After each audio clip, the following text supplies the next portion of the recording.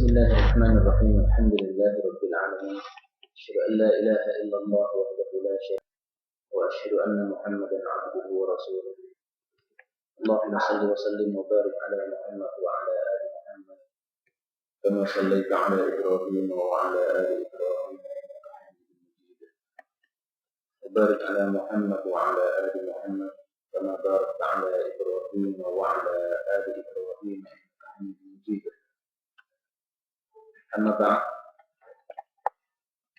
Alhamdulillah kita bisa melanjutkan majelis tafsir ini meskipun kemarin kita libur ya karena saya ada pertemuan dengan salah satu ustaz yang datang ke Solo. Dan kita lanjutkan sekarang pada surat Al-Baqarah ayat yang ke-125. Setelah kemarin kita baca 124. A'udzu billahis samii'il 'aliim minasy syaithaanir rajiim.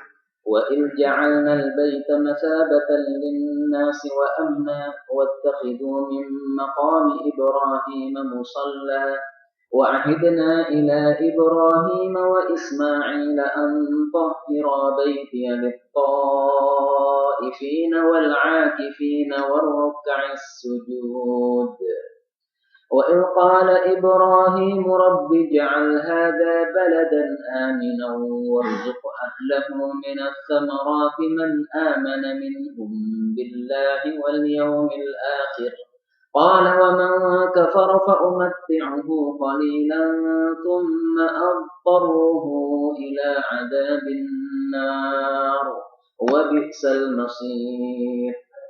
Alhamdulillahirabbil alamin. Allahumma shalli wa sallim wa barik ala Muhammad wa ali Muhammad. Allahumma arhamna bil Qur'an waj'alhu lana imaman wa hudan wa nuran wa rahmah wa dhakkirna minhu ma nassina wa 'allimna minhu ma jahilna warzuqna tilawatahu ana al-laili wan nahar waj'alhu lana hujjatan ya rabbal alamin. Allahumma faqihna fid din. Allahumma 'allimna ta'wila kitabikal karim. Allahumma atina fid dunya hasanah wa fil akhirati hasanah وقنا عذاب النار. اللهم اجز عنا شيوخنا الذين علمونا هذا خيرا وصلى الله وسلم وبارك على محمد والحمد لله رب العالمين.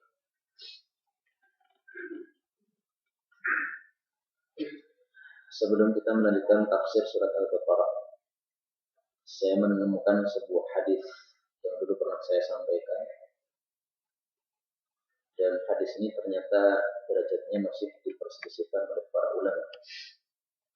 Ada yang mengatakan sahih,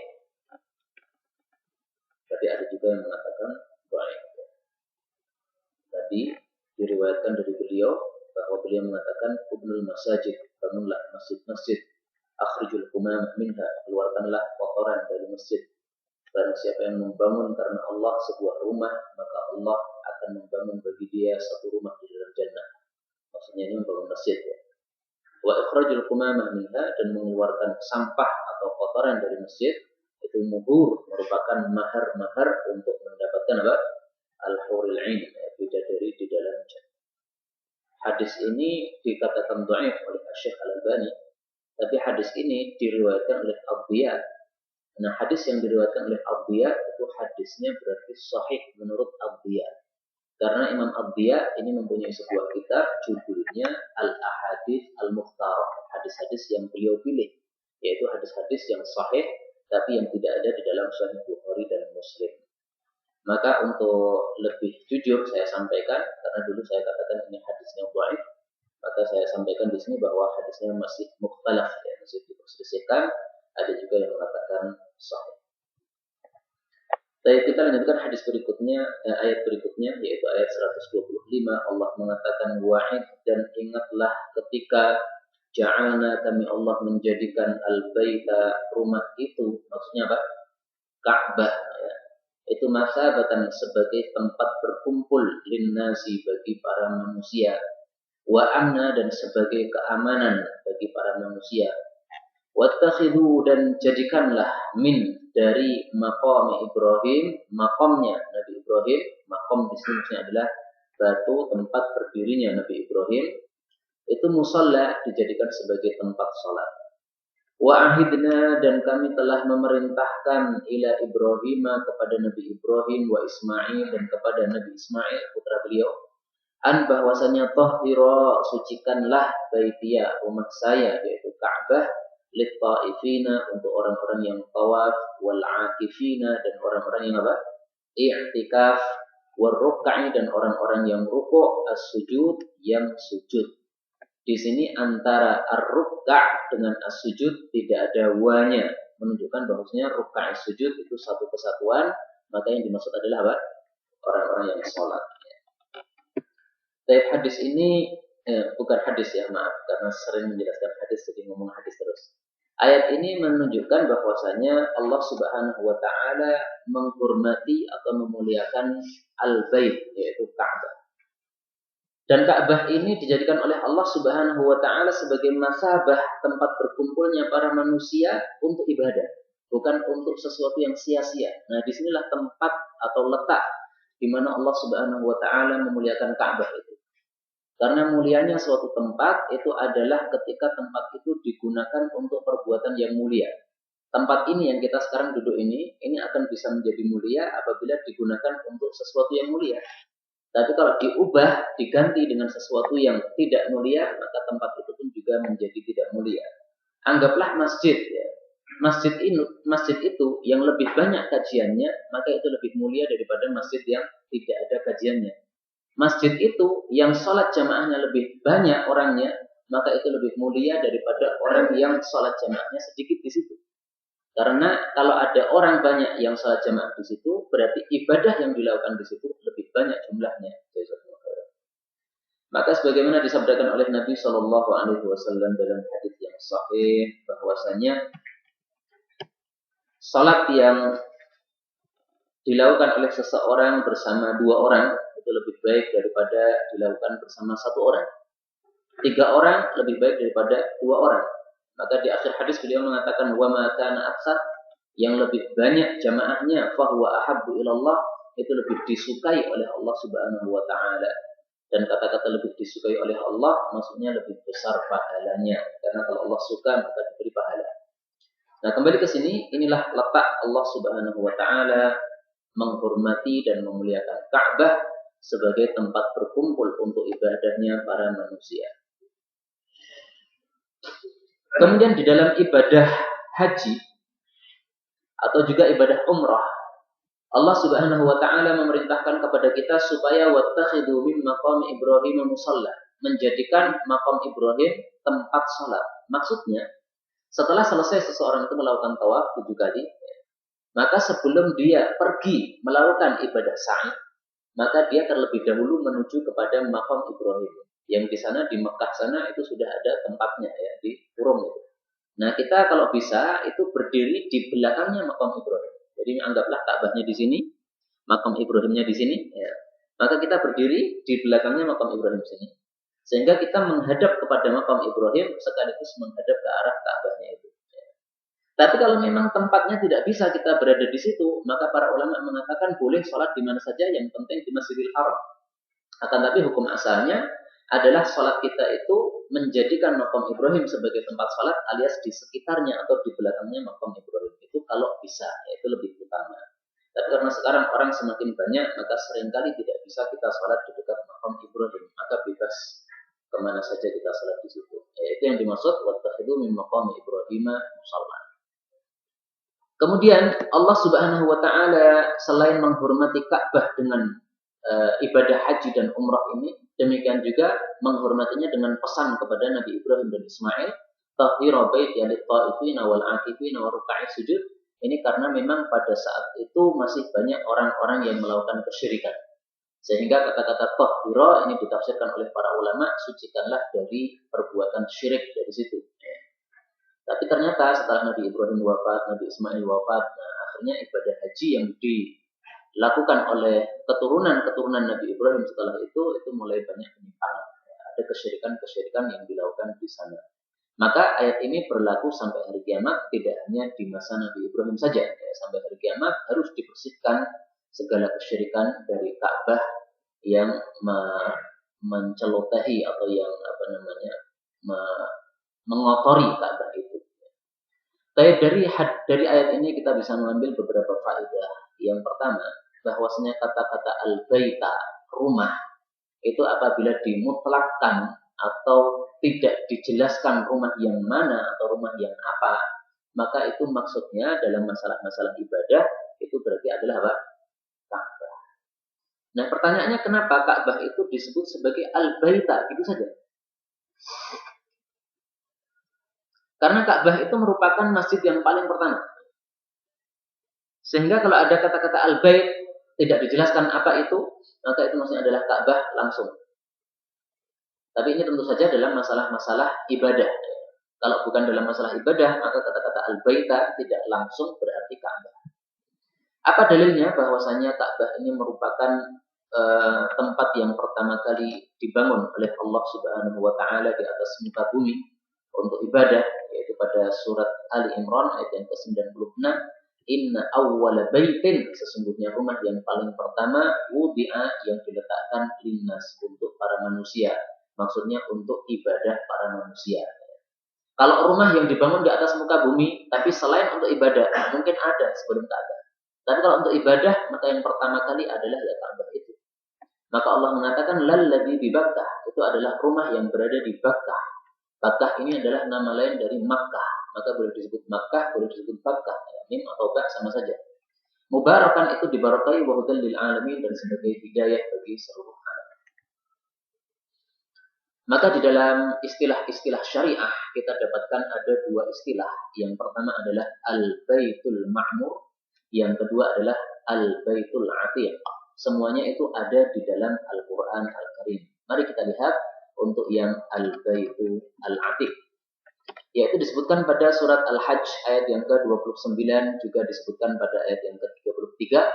Wal yatawafu, dan hendaklah mereka itu tawaf bil baitil atiq, pada rumah yang kuno itu. Kuno ini bukan menunjukkan jelek ya, tapi kuno maksudnya adalah yang paling dulu, yang paling lama. Maka kalau diartikan kuno kurang cocok, ya sudah diartikan apa? Yang paling lama atau yang paling pertama dibangunnya. Nah, Al-Baitul Atiq itu adalah Ka'bah berada di bumi. Itu kalau kita naik ke atas terus sampai langit, maka di atasnya Ka'bah tepat itu juga ada semacam Ka'bah yang digunakan oleh ibadahnya ahli langit, yaitu para malaikat. Maka Ka'bah yang ada di bumi sebagai tempat berkumpul untuk manusia. Nah, sementara Ka'bah yang ada di atas itu adalah tempat berkumpulnya para malaikat untuk ibadah di sana. Namanya apa? Al-Baitul Ma'mur. Dan itu juga ada di dalam Al-Quran Al-Karim. Allah Subhanahu wa ta'ala mengatakan di dalam surat apa? At-Tur. Wat-Tur wa kitabim mastur fi raqtin mansyur wal baitil ma'mur. Wal bait, demi rumah al-ma'mur, yang dimakmurkan. Siapa yang memakmurkan? Malaikat. Ka'bah juga dimakmurkan oleh manusia. Tapi karena Ka'bah ini kalau dibandingkan dengan Baitul Ma'mur yang ada di langit sana, itu kalah. Maksudnya yang memakmurkan itu lebih banyak malaikatnya daripada manusianya. Maka karena itu yang disebut Baitul Ma'mur bukan Ka'bah yang di bumi, tapi Ka'bah yang ada di atas, yaitu yang ada di langit. Dan Baitul Ma'mur ini kata ulama, ini adalah satu garis lurus dengan Ka'bah sama sekali. Kalau ada orang dari Baitul Ma'mur turun jatuh lurus, maka dia sampai ke Ka'bah. Atau dari Ka'bah naik lurus, maka sampai ke Baitul Ma'mur. Kenapa? Nggih, monggo. Nabi Adam dengan Ka'bah itu kan. Nabi Adam diturunkan itu belum ada Ka'bahnya. Maka dia membangun. Saya pernah baca sejarah itu, Adam itu coba-coba Ibu Hawa tanya ini Ka'bah. Saya belum pernah mendapatkan hal itu kecuali di dalam sejarah. Tapi sejarah itu tidak bisa dijadikan sebagai patokan. Yang jelas kalau dalam kitab-kitab Israiliyat dijelaskan Nabi Adam itu turunnya di India. Kemudian cari-cari Hawa, nggak ketemu-ketemu, tapi setelah beberapa tahun kemudian ketemu di Jabal Rahmah. Maka disebut sebagai Jabal Rahmah, gunung kasih sayang, karena ketemu antara seorang suami dengan istrinya. Sehingga orang-orang kalau punya calon, biasanya nulis namanya di Jabal Rahmah. Naik, terus ditulis namanya, tambahi love, kemudian tambahi nama calonnya. Ini bid'ah. Ini tidak ada dasarnya sama sekali. Itu perbuatan bid'ah. Tapi malah kuliah sejarah-sejarah seperti ini karena nggak ada dalilnya yang sahih, ya kita baca saja, tapi tidak usah kita yakini. Kalau berdoa di tempat itu, berdoa di tempat itu sama dengan berdoa di tempat yang lain. Tidak ada bedanya. Ya Allah, jodohkanlah saya dengan si fulana, sama dengan kita berdoa di dalam rumah kita masing-masing. Nggak ada fungsi bahwasanya di sana itu lebih mustajab doa kita untuk cari jodoh, enggak. Bahkan ada siapa ini? Sopir Saudi yang ngawur. Jadi sopir Saudi waktu itu bawa jemaah haji, kemudian di situ ada kuburan yang sangat panjang. Maka pembimbing haji mengatakan ini adalah kuburannya Hawa. Kemudian setelah itu melewati sepeda yang sangat gede. Maka yang ngomong sekarang bukan pembimbingnya, tapi supirnya. Dia mengatakan ini sepedanya Nabi Adam, goncengan sama Hawa. Ini ngawur. Maka ustadz saya waktu itu langsung teriak, dihapusi supire, gitu. Karena supire orang Arab, tapi dia nggak paham bahasa Jawa. Nah seperti ini kita dengerin saja, nggak usah diyakini. Kembali ke ayat ini, faedah yang kedua. Kata-kata masabah ini mempunyai dua tafsir dari para ulama. Yang pertama adalah masabah artinya tempat berkumpul untuk ibadah. Yang kedua masabah itu dari kata-kata sabah yatubu artinya roja, kembali. Jadi tempat kembalinya para manusia. Dan Ka'bah ini disebut tempat kembali para manusia karena kalau orang melakukan ibadah haji atau umrah itu pasti nanti akan melakukan seperti itu. Jadi dia masuk hotel, nanti kembali lagi ke Ka'bah untuk sholat, kembali lagi ke hotel, kemudian kembali lagi ke Ka'bah untuk tawaf dan sebagainya. Bolak-balik dari luar ke dalam, itu namanya masabah. Kemudian faedah yang ketiga di sini Allah mengatakan amna, bahwasanya Ka'bah itu merupakan keamanan, tapi yang dimaksud di sini tidak hanya Ka'bahnya, tapi Ka'bah dan sekitarnya, yaitu kota Mekah. Maka yang dimaksud di sini adalah bahwasanya kota Mekah itu dijadikan keamanan oleh Allah Subhanahu wa taala. Keamanan dari apa? Ada dua tafsir. Tafsir yang pertama mengatakan keamanan dari gangguan para manusia. Karena pada saat itu orang-orang Arab suka melakukan peperangan. Nah, supaya orang itu tidak melakukan peperangan, caranya gampang. Masuk ke kota Mekah, udah aman, tidak ada peperangan. Ada suatu kabilah misalnya diperangi oleh kabilah yang lain, maka supaya tidak diperangi lagi, semuanya pindah ke Mekah untuk beberapa lama, maka dia aman dalam kota Mekah itu. Tafsir yang kedua mengatakan keamanan di sini maksudnya adalah apa yang terjadi di masa jahiliyah. Kalau ada seseorang membunuh orang lain, maka orang yang membunuh ini kan harus diqisasnya. Tapi kalau dia itu pengen aman supaya tidak diqisas, maka caranya adalah dia masuk ke kota Mekah. Nah, selama masih berada di kota Mekah ini, meskipun ketemu dengan keluarganya si korban, maka keluarga si korban ini tidak akan berani mengusik orang ini.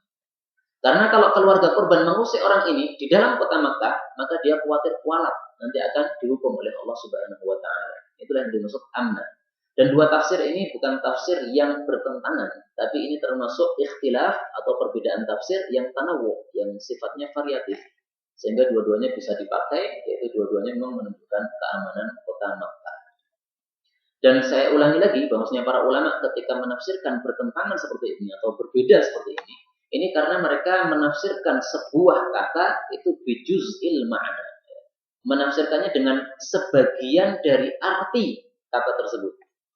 Seperti saya menjelaskan tentang Ustadz Mu'in, dulu sudah saya sampaikan ya. Saya mengatakan itu Ustadz Mu'in adalah orang yang tinggi badannya. Ada yang lain mengatakan Ustadz Mu'in adalah orang yang agak kuning kulitnya. Ya. Ini bukan tafsir yang bertentangan, tapi sama-sama menafsirkan satu masalah yang sama, tapi menafsirkannya dengan satu bagian saja. Kemudian kata-kata maqam Ibrahim, tempat berdirinya Nabi Ibrahim, ini maksudnya adalah sebuah batu yang Nabi Ibrahim menginjak di atasnya untuk membangun Ka'bah. Karena Ka'bah ini dibangun oleh Nabi Ibrahim bersama anaknya yang berada di bawah, memberikan batunya Nabi Ibrahim yang kemudian menumpukkan batunya itu sehingga menjadi Ka'bah. Maka kemudian setelah Nabi Ibrahim itu berdiri pada batu tadi, membekas batunya itu ya, ada bekas letak kakinya Nabi Ibrahim, maka disebut sebagai maqam dari kata-kata qama yaqumu, artinya berdiri, ya, bekas berdirinya Nabi Ibrahim alaihissalatu wassalam. Nah, musalla kita disorotkan untuk sholat di sana, itu sholatnya disunahkan kita membaca surat Al-Kafirun pada ayat yang pertama, ayat yang kedua, dan pada rakaat yang kedua kita membaca surat Al-Ikhlas. Sama dengan sholat sunnah sebelum apa? Subuh. Sama dengan sholat sunnah setelah apa? Maghrib. Jadi ada 3 sholat di mana kita disunahkan untuk membaca 2 surat ini, Al-Kafirun dan Al-Ikhlas. Kemudian kata-kata ahidna ini mempunyai 2 arti, sehingga kalau kita akan memilih salah satu dari artinya, itu kita tepatkan pada kalimatnya. Ahida itu artinya bisa memberikan janji. Ahida itu juga bisa diartikan memerintahkan. Nah, di sini kenapa saya pilihkan arti memerintahkan bukan memberi janji? Karena setelahnya ada kalimat tohiro. Ini adalah fi'il amr, yaitu fi'il yang menunjukkan arti perintah. Ya, maka kata-kata ahidna di sini jangan diartikan memberikan janji, tapi artikanlah memberi perintah. Dan di dalam Al-Quran kita dapatkan kata-kata ahidna yang artinya memerintahkan, tidak hanya dalam ayat ini saja. Tapi misalnya pada surat Toha ayat yang ke-115, walaqad ahidna ila Adam min qabl. Kami sudah memerintahkan kepada Nabi Adam sebelumnya. Perintahnya apa? Yaitu silahkan makan apa saja kecuali satu, pohon ini. Itulah perintah Allah Subhanahu wa taala. Fanasiya, maka dia lupa terhadap perintah itu. Walam najid lahu azma. Dan kami tidak mendapati Nabi Adam itu bersengaja melanggar larangan Allah Subhanahu wa taala. Jadi karena lupa saja. Sehingga Nabi Adam tidak bisa disalahkan, namanya saja lupa. Kemudian al-akifin ini menunjukkan adanya ibadah i'tikaf di masa jahiliyah. Dan itu ditunjukkan oleh hadis yang diriwayatkan dari Umar bin Khattab. Umar bin Khattab ketika masuk Islam bilang kepada Nabi SAW, ya Rasulullah, di masa jahiliyah saya sudah bernazar untuk i'tikaf di Masjidil Haram. Maka Nabi SAW mengatakan, "Aufi binadrik, nazarmu ini kamu sempurnakan. Karena kamu sudah bernazar, maka sempurnakan."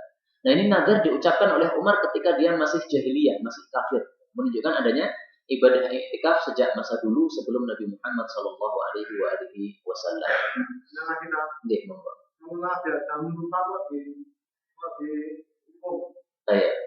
Kalau Nabi Adam lupa, kan tidak bisa disalahkan. Kenapa dihukum?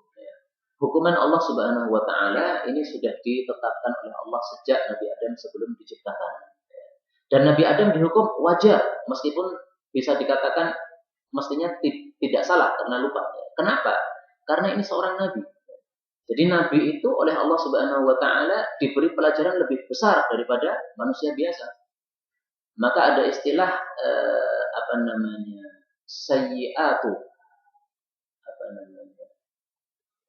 sayyi'atul muqarrabin, dosa-dosa bagi orang-orang yang didekatkan oleh Allah Subhanahu wa taala itu adalah mubahatul adin, atau kalimat semacam itu. Perkara-perkara yang mubah bagi orang-orang yang biasa, tapi mubahnya dalam tanda petik. Mubah yang bisa kita katakan ada kekurangannya. Itu adalah sayyi'atul muqarrabin. Itu adalah merupakan dosa kalau yang melakukan adalah orang-orang yang didekatkan oleh Allah Subhanahu wa taala. Anggaplah seperti main sepak bola dengan menggunakan celana cekak, kelihatan pahanya. Paha laki-laki kan masih diperselisihkan ulama, ada yang mengatakan aurat, ada yang mengatakan tidak. Dan cuma pakai celana koloran saja, nggak pakai baju. Ini kalau yang melakukan orang biasa, nggak ada masalah, Pak. Tapi kalau yang melakukan kiai, nah ini orang-orang pada menjerit semuanya. Ini kiainya gimana? Atau merokok, kalau orang biasa nggak ada masalah. Wah, ini kiai tinggi. Habib Rizik misalnya. Habib Rizik dulu katanya merokok. Saya belum pernah melihatnya, tapi ada yang cerita kepada saya, beliau dulu awalnya juga merokok. Tapi dalam sebuah tabligh akbar, beliau sebagai penceramahnya dan beliau membawa rokoknya. Maka sama kiai di sampingnya, rokoknya langsung diambil, diinjak dengan kaki. Sejak saat itu katanya tidak pernah merokok lagi. Wallahu a'lam bishawab, ini cerita saya dapatkan dari orang yang dia mengatakan pernah melihat sendiri dengan mata kepalanya. Wallahu a'lam bishawab. Ala kulli hal, kalau ada orang-orang yang derajatnya itu tinggi, kemudian melakukan sebuah kesalahan yang kecil, ini di mata Allah menjadi besar. Karena ini orang-orang yang tinggi derajatnya. Maka wajar kalau Nabi Adam dihukum oleh Allah Subhanahu wa taala. Tapi selain itu kita harus mengambil hikmahnya, Pak. Nabi Adam dihukum oleh Allah, ini hikmahnya apa? Hikmahnya sangat banyak sekali. Disebutkan oleh Ibnu Qayyim di dalam kitab Miftah dari Sa'adah. Yang saya lihat hikmahnya itu lebih dari 10, atau sekitar 10, pokoknya lebih. Masya Allah, hikmahnya sangat banyak sekali menurut Al-Imam Ibnu Qayyim. Dan salah satu hikmahnya yaitu bahwasanya supaya manusia ini menjadi lebih utama daripada malaikat. Kalau malaikat itu dia diciptakan oleh Allah hanya punya satu sifat saja, sifat ibadah, tidak punya sifat syahwat. Sehingga kalau malaikat itu melakukan ibadah terus, wajar. Tapi manusia diciptakan mempunyai dua, ada ibadah, ada syahwat. Nah, dia akan mendahulukan syahwatnya atau mengalahkan syahwatnya. Kalau dia mengalahkan syahwatnya, memilih ibadah, nah ini derajatnya lebih tinggi daripada malaikat. Maka ini salah satu hikmahnya saja, salah satu saja, ya, banyak sekali. Cukup insyaallah ya. Ya, maka kita terima saja dari di dunia ini. Meskipun kurang nyaman di dunia kalau dibandingkan jannah. Tapi ini merupakan sarana supaya kita mendapatkan jannah yang lebih tinggi lagi nanti insyaallah ta'ala. Amin ya rabbal alamin. Dan kemudian kata-kata ruka'is sujud maksudnya adalah sholat. Dan di sini disebutkan rukuk dan sujud saja menunjukkan pentingnya rukuk dan sujud itu. Lebih penting daripada amalan-amalan yang lain di dalam sholat. Dan saya tampakkan di sini satu saja dalil yang menunjukkan pentingnya as-sujud. Kata kuncinya adalah as-sujud, kemudian di bawahnya kita ketik sahih, maka muncul hadis yang sahih. Nabi SAW bersabda, "Aktsir minas sujud," perbanyaklah untuk melakukan ibadah sujud.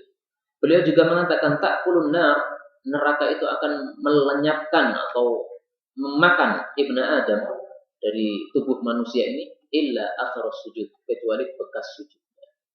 Haramallahu azza wa jalla 'alan nar, maka Allah azza wa jalla ini mengharamkan kepada neraka antakula untuk melahap athar sujud, bekas sujudnya manusia. Ya, ini hadis riwayat Ibnu Majah, hadisnya sahih.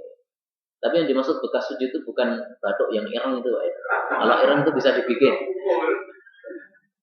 Karena kalau orang itu kulitnya berbeda-beda, ada yang kena sedikit itu udah jadi hitam membekas, ada yang udah kena lama tapi bersih terus, ya itu tidak ada salahnya. Jadi tidak harus hitam di batuknya ini. Tapi minimal memang orang yang batuknya hitam itu biasanya menunjukkan sujudnya lama, memang lebih utama daripada sujudnya sebentar-sebentar. Tapi jangan diusahakan itu gesrek-gesrekkan ya, sampai keras ya. Itu bukan merupakan sunnah. Dan kita lanjutkan ayat 126. Wa'il, dan ingatlah ketika qala Ibrahim, berkata Nabi Ibrahim. Berkata di sini maksudnya berdoa. Rabbi, wahai Rabb saya, ij'al, jadikanlah hada, kota ini, yaitu kota apa? Makkah. Karena tadi bicara tentang Ka'bah. Baladan amina, sebagai kota yang aman. Warzuq, dan berikanlah rizki ahlahu kepada penghuninya minas samarat, dari buah-buahan. Siapa saja man amana minhum billahi wal yaumil akhir. Hanya orang-orang yang beriman kepada Allah dan hari akhir dari kalangan mereka, dari kalangan orang-orang yang tinggal di sana. Maka Allah menjawab, Allah menjawab, wa man kafar, dan orang yang kafir, maksudnya orang kafir juga akan saya beri rezeki. Akan tapi rizkinya itu fa umatti'uhu qalila, saya akan memberikan kesenangan kepada dia sedikit saja.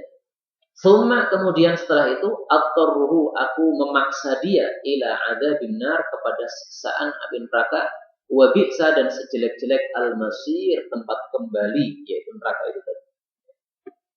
Hadis ini menunjukkan bahwasanya Nabi Ibrahim alaihissalatu wassalam mengetahui bagaimana hadis ya, ayat ya. Ayat ini menunjukkan bahwasanya Nabi Ibrahim mengetahui betapa Allah itu menghormati Makkah. Nah, sehingga Nabi Ibrahim memberikan doa khusus kepada Makkah untuk menghormati Makkah itu. Maka Nabi Ibrahim memintakan kepada Allah, ij'al hada baladan amina warzuq ahlahu minas samarat man amana minhum billahi wal yaumil akhir. Tapi doa ini ternyata diralat oleh Allah Subhanahu wa taala. Diralatnya dalam tanda petik, ya. Tidak salah sebenarnya, akan tapi mengkhususkan rizki untuk orang-orang beriman saja, ini bukan sifatnya Allah. Allah itu memberikan rizki kepada semuanya. Wa man kafar, juga diberi rizki. Tapi qalilan, hanya di dunia saja. Setelah itu kalau sudah masuk akhirat, na'attaruhu ila adzabin nar wa bi'sal masir. Dari ayat ini kita bisa ambil pelajaran yang sangat bagus, bahwasanya seorang hamba itu bisanya hanya berdoa. Adapun yang menentukan itu adalah Allah Subhanahu wa taala. Nabi Ibrahim saja berdoa, mengkhususkan doanya untuk orang-orang yang beriman, diganti oleh Allah. Tidak khusus. Tapi orang kafir juga mendapatkan nikmat dari saya, karena Allah itu memang sifatnya Ar-Rahman, memberikan rahmat kepada siapapun manusia, kafir maupun muslim. Maka seorang hamba itu hanya bisa berdoa, Allah yang menentukan. Berdoa menurut kita baik, Allah menentukan enggak baik bagi kamu, maka Allah tidak mengabulkan. Anggaplah seorang laki-laki berdoa, berharap istrinya 4. Ya Allah, mudahkanlah saya punya istri 4. Karena dia menganggap istri 4 itu lebih baik karena merupakan sunnah Nabi SAW istrinya banyak. Dan Ibnu Abbas mengatakan khairu hadhil ummah aktsaruha nisa. Yang paling baik dari kalangan umat ini yaitu Nabi, itu paling banyak istrinya. Berarti kalau ingin niru Nabi, maka perbanyak istri. Kan gitu nih. Akan tapi Allah tahu seorang hamba itu apakah dia lebih baik banyak istrinya atau istrinya satu saja. Maka meskipun dia berdoa setiap hari nggak dikabulkan, sampai mati istrinya tetap satu. Melamar ke sana kemari nggak pernah diterima. Nah, ini adalah Allah Subhanahu wa taala memberikan sesuatu yang lebih baik untuk kita. Ada seorang punya anak hanya satu saja, dia minta tambahan anak, sudah lama sekali nggak ditambah-tambah. Allah tahu bahwasanya satu anak bagi dia lebih baik daripada banyak anak. Seperti saya merasakan sendiri, Pak, satu angkatan yang nikah bareng dengan saya itu banyak sekali. Karena memang bisa disebut sebagai tahun pernikahan pada waktu itu. Teman-teman saya banyak yang nikah. Tapi ternyata saya ini anaknya baru satu, sementara yang lain-lain sudah nambah. Ada yang 2, ada yang 3. Insya Allah, cepat sekali. Nah, tapi saya yakin bahwasanya itulah yang dipilihkan oleh Allah Subhanahu wa taala. Ya, lebih baik bagi kita apa yang dipilihkan oleh Allah itu adalah yang lebih baik bagi kita. Saya berikan satu contoh doa lagi, di mana doa seorang nabi ternyata oleh Allah Subhanahu wa taala diralat, ya, dalam tanda petik. Ya? Oh, habis. Ya.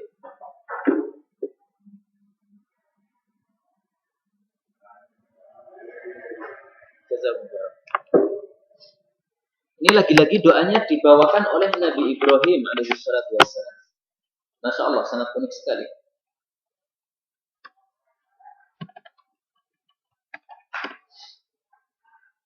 Surat Al-Baqarah, ayat yang ke-129. Rabbana wab'ats fihim rasulan minhum yatlu 'alaihim. Ini coba perhatikan urutannya. Yatlu 1. Wa yu'allimuhumul kitaba wal hikmah, yu'allim 2. Wa yuzakkihim, yuzakki yang ketiga. Urutannya gini, yatlu, yu'allim, yuzakki. Ini doanya Nabi Ibrahim alaihissalatu wassalam. Bagaimana jawaban Allah Subhanahu wa taala? Huwallazi ba'atsa fil ummiyina rasulan minhum yatlu 'alaihim ayatihi. Setelah yatlu apa, Pak? Yuzakkihim. Wa yu'allimuhum, dibalik oleh Allah. Jadi Nabi Ibrahim sudah mengurutkan yatlu, yu'allim, yuzakki. Sama Allah dibalik, enggak. Yatlu, yuzakki, yu'allim. Menunjukkan bahwasanya yuzakki, mensucikan diri, ini lebih penting daripada yu'allim, memberikan ilmu kepada diri. Sehingga para ulama itu sering memberikan nasihat, ta'allamil adab qabla an tata'allamil ilm. Kamu belajar adab dulu sebelum mempelajari ilmu. Kenapa? Kalau orang itu sudah terlanjur pintar, tapi nggak punya adab, nah ini bahayanya lebih banyak daripada kebaikannya. Bahayanya untuk dirinya sendiri, juga untuk orang lain. Tapi kalau orang itu sudah punya adab, nah kemudian diberi ilmu, maka pada saat itu ilmunya bermanfaat. Untuk dirinya, juga untuk orang lain. Seperti iblis misalnya, dia kan pintar, Pak. Pintar banget iblis itu, sehingga dikatakan sebagai ifrit. Sesuatu yang dikatakan ifrit ini berarti sangat cerdas. Kalau nggak cerdas, nggak berhak disebut ifrit. Maka kemudian iblis ini karena tidak mempunyai adab, disuruh oleh Allah Subhanahu wa taala sujud kepada Nabi Adam alaihissalatu wassalam, nggak mau. Kenapa? Punya ilmu nggak punya adab. Tapi orang punya ilmu, setelah punya adab, maka inilah yang akan bermanfaat. Wallahu a'lam bishawab. Kemudian kita ambil beberapa pelajaran dari ayat ini. Pertama, di sini Nabi Ibrahim mengatakan, ij'al hadza baladan amin. Jadikanlah Mekah sebagai kota yang aman. Sehingga Nabi Muhammad SAW berdoa, ya Allah, sebagaimana Mekah ini sudah dijadikan haram oleh Nabi Ibrahim, maka jadikanlah Madinah ini juga haram sebagaimana Mekah dijadikan haram oleh Nabi Ibrahim alaihissalatu wassalam. Kata-kata haram itu maksudnya adalah penghormatan terhadap Mekah dan Madinah itu, sehingga tidak boleh dilakukan perkara-perkara yang durhaka di dalamnya. Apa kata Nabi SAW?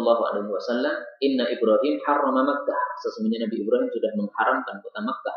Wa da'alaha, dan mendoakan kota Makkah. Wa inni haramtul Madinah, dan saya juga mengharamkan kota Madinah. Kama harrama Ibrahim Makkah, sebagaimana Ibrahim mengharamkan Makkah. Wa da'autu laha fi muddiha wa sa'iha mithla ma da'a Ibrahim li Makkah. Dan saya mendoakan untuk Madinah pada moodnya dan pada soknya, maksudnya pada makanan-makanan yang ditimbang atau ditakar, itu sebagaimana yang didoakan oleh Nabi Ibrahim untuk kota Makkah. Dan doanya Rasul Shallallahu Alaihi Wasallam itu lebih daripada doanya Nabi Ibrahim Alaihi Wasallam, karena di dalam hadis yang lain dikatakan bahwasanya Nabi itu mendoakan 2 kali lipat dari apa yang didoakan oleh Nabi Ibrahim Alaihi Wasallam. Akan tapi bukan berarti bahwasanya Madinah lebih utama dari Makkah. Makkah itu tetap lebih utama daripada Madinah. Akan tapi doa keberkahan yang ada di Madinah itu lebih daripada doa keberkahan yang ada di kota Makkah. Wallahu ta'ala a'lam bishawab. Inilah yang dapat kita sampaikan pada malam hari ini. Insyaallah besok kita lanjutkan pada pertemuan yang akan datang. Subhanakallahumma rabbana wa bihamdika asyhadu an la ilaha illa anta astaghfiruka wa atubu